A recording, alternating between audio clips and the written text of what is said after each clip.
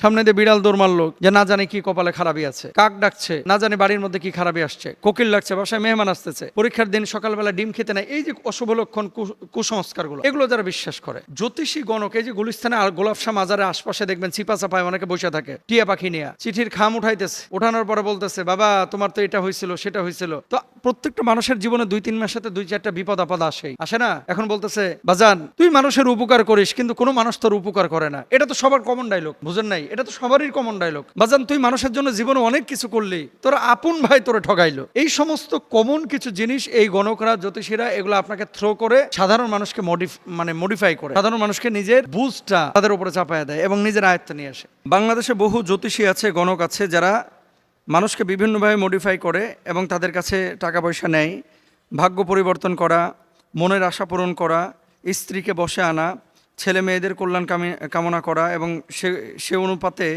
তাদের ভালো কিছু এনে দেওয়া, এই ধরনের বিষয়গুলো ইসলাম অনুমোদন করে কিনা, জ্যোতিষী গণকরা আসলে পারে কিনা। 2 নম্বর বিষয়, সুবহান আল্লাহ, বিসমিল্লাহ, আলহামদুলিল্লাহ, এগুলো নিয়ে অনেক সময় দেখি অনেক ইয়াংস্টার এবং ইয়াং জেনারেশনের মানুষ ট্রল করে।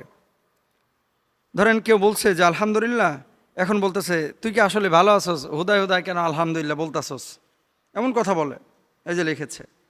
এরপরে বলছেন, এবং কয়েকদিন আগেও একটা ভিডিও আমি দেখেছিলাম, ওই যে সম্ভবত ভাইরাল হয়েছিল, আমি সেটা নিয়ে কোনো কথা বলতে চাচ্ছি না, আমি বলতেছি জ্যোতিষী গণক এবং এই ধরনের শব্দ চয়নগুলোকে যারা ট্রল করে তাদের ব্যাপারে শরিয়ার বক্তব্যটাকে, আমি সেটা নিয়ে কথা বলতে চাচ্ছি যে শরিয়া তাদের ব্যাপারে আসলে বলেটাকে। দেখেন, ভাগ্য ওয়াল কদরি খায়রিহি ওয়া শাররিহি মিনাল্লাহি তাআলা, ভালো মন্দ সব কিছু নিয়ন্ত্রণ করেন কি আল্লাহ সুবহানাহু ওয়া তাআলা। মানুষ কিন্তু এগুলো নিয়ন্ত্রণ করতে পারে না। মানুষ নিয়ন্ত্রণ করতে পারে কি দুনিয়াবি কিছু বিষয় যেগুলো আল্লাহ তাআলা তাদেরকে সক্ষমতা দিয়েছেন, কিন্তু ভালো মন্দ নিয়ন্ত্রণ করেন যিনি, তিনি হচ্ছেন একমাত্র আল্লাহ সুবহানাহু ওয়া তাআলা। রাসূল আকরাম সাল্লাল্লাহু আলাইহি ওয়াসাল্লামের একটি হাদিস, নবীজি ঘরের মধ্যে ঢুকছিলেন, সাহাবী রিদওয়ানুল্লাহি আনহুম আজমাইনকে বললেন যে আমার উম্মতের মধ্যে যে ৭০ আলফান ইয়াদখুলুনাল জান্নাতা বিগাইরি হিসাবিন ওয়ালা আযাবিন, আমার উম্মতের মধ্যে ৭০,০০০ উম্মত আছে যারা বিনা হিসাবে আল্লাহর জান্নাতে যাবে, তাদেরকে কোনো শাস্তি দেওয়া হবে না এবং কোনো শাস্তির মুখোমুখি করা হবে না, তাদেরকে জাহান্নামে দেওয়া হবে না। সাহাবী রিদওয়ানুল্লাহি আনহুম আজমাইন তখন বললেন, ইয়া রাসূলুল্লাহ, এই মানুষগুলো মূলত কারা যারা আল্লাহর জান্নাতে বিনা হিসাবে যাবে?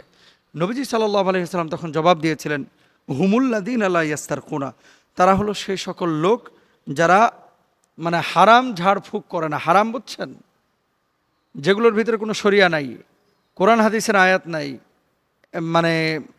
কোনো সোর্স নাই, শুধুমাত্র নিজের মন গড়া কিছু কুফরি কালাম, কিছু মন গড়া বাক্য, মন গড়া মন্তব্য, এগুলো যারা করে, এই ধরনের ঝাড়ফুঁক যারা না করবে। 2 নম্বর, ওয়ালা ইয়াক্তাবুনা, দাগ দিয়ে যারা চিকিৎসা নেয় না, দাগ দিয়ে।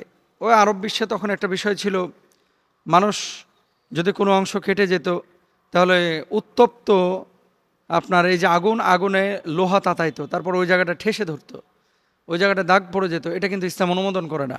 2 নম্বর। 3 নম্বর তিনি বললেন, ওয়ালা ইয়াতাতায়্যারুনা, যারা অশুভ লক্ষণ বিশ্বাস করে না। অশুভ লক্ষণ, সামনে দিয়ে বিড়াল দৌড় মারলো যে না জানে কি কপালে খারাপই আছে, কাক ডাকছে না জানে বাড়ির মধ্যে কি খারাপই আসছে, কোকিল লাগছে বাসায় মেহমান আসতেছে, পরীক্ষার দিন সকালবেলা ডিম খেতে নেয়, এই যে অশুভ লক্ষণ কুসংস্কারগুলো, এগুলো যারা বিশ্বাস করে, যারা বিশ্বাস করে না আর কি, আর যারা বিশ্বাস করে এরা জাহান্নামে যাবে। এরপর 4 নম্বর বলছেন, ওয়ালা রব্বিহিম ইয়াতাওয়াক্কালুন, যারা সর্বাবস্থা আল্লাহর উপর নির্ভরশীল। এবার আসেন, জ্যোতিষী গণক এই যে গুলিস্তানে আর গোলাপ শাহ মাজারের আশপাশে দেখবেন চিপা চাপায় অনেকে বসে থাকে টিয়া পাখি নিয়ে, চিঠির খাম উঠাইতেছে, ওঠানোর পরে বলতেছে বাবা তোমার তো এটা হয়েছিল সেটা হয়েছিল। তো প্রত্যেকটা মানুষের জীবনে 2-3 মাসের সাথে 2-4টা বিপদ আপদ আসে না? এখন বলতেছে বাজান তুই মানুষের উপকার করিস কিন্তু কোনো মানুষ তোর উপকার করে না, এটা তো সবার কমন ডায়লগ, বুঝেন নাই? এটা তো সবারই কমন ডায়লগ। বাজান তুই মানুষের জন্য জীবনে অনেক কিছু করলি, তোর আপন ভাই তোরে ঠগাইলো।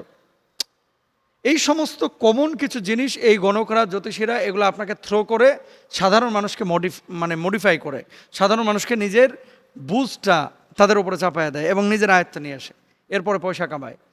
ও যদি ভাগ্য পরিবর্তন করতেই পারতো, ও গুলিস্তানে বসে ভিক্ষা করে কেন? বুঝেন নাই কথা? ও যদি ভাগ্য নিয়ন্ত্রণ করতেই পারে এত মানুষের, তো তোর ভাগ্যটা তুই নিজে পরিবর্তন করতে পারিস না কেন? তুই গুলিস্তানে বসে বসে ভিক্ষা করস খায়, তুই গণভবনে ঢুক, আচ্ছা প্রধানমন্ত্রী হ, এমপি হ, মন্ত্রী হ। এগুলো ভণ্ডামি, এগুলো থেকে দূরে থাকতে হবে। কোনো জ্যোতিষী গণকের কাছে যাবেন না। অনেকে এই যে আংটি টাংটি পরেন, কয় আংটি থাকলে ভাগ্যের অমুক হয় তমুক হয়, না, আংটি এই জন্য পরে না। রাসূল সাল্লাল্লাহু আলাইহি ওয়াসাল্লাম পড়েছেন, এই জন্য আমরা মাঝে মাঝে পড়ি। কিন্তু এই যে ভাগ্য পরিবর্তন আংটি বা পাথর, এগুলো বিশ্বাস করবেন না। এবার আসেন বিসমিল্লাহ আলহামদুলিল্লাহ, এগুলো নিয়ে যারা ট্রল করে, সুবহানাল্লাহ বাবা বল, সুবহানাল্লাহ এই সেই, শরিয়া কি বলে? আল্লাহ সুবহানাহু ওয়া তাআলা কোরআনুল কারীমের মধ্যে এই বিষয়টা নিষেধ করেছেন। যদি বুঝে শুনে কেউ এই কাজ করে, এবং আল্লাহ রাব্বুল আলামিনের এই সুবহানাল্লাহ একবার বললে জান্নাতে 500 বছরের গাছ নির্মিত হচ্ছে। নবীজি যে কাজটা করতে বললেন, আপনি এটাকে নিয়ে ট্রল করলেন। বিসমিল্লাহ আলহামদুলিল্লাহ, এগুলো তো হচ্ছে আল্লাহর কাছে সবচেয়ে পছন্দনীয় বাক্য। আর সেই পছন্দের বাক্যকে যখন আপনি ট্রল করছেন, তখন আল্লাহর আদালতে আপনাকে অবশ্যই দাঁড়াতে হবে। বুঝে শুনে যদি করেন, আল্লাহর আয়াতের বিপক্ষে অবস্থান নিলে অনেক সময় মানুষ কুফরিতে নিমজ্জিত হয়, অনেক সময় মুরতাদ হয়ে যায়। আল্লাহ তাআলা আমাদেরকে বোঝার তৌফিক দান করুন।